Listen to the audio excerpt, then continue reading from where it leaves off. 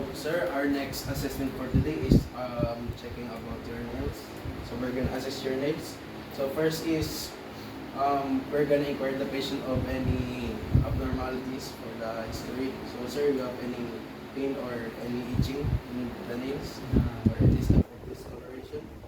So, for any family history, do you have any?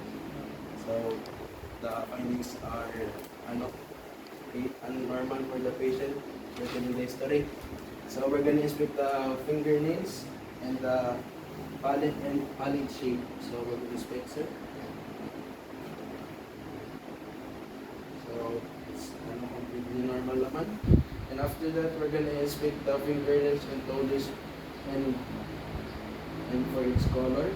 So they are even in color. They are balanced. And after that, we're going to inspect with the tissue surrounding the nails. So this is the tissue that is surrounding the nails.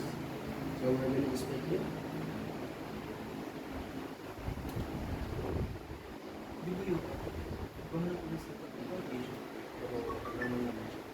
So after inspecting the tissue surrounding the nails, so we're going to form the branchless capillary reflex.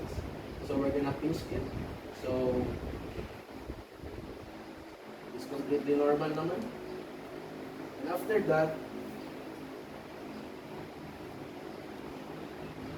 so the reflex is completely normal because the color of the nails came back after 2 seconds.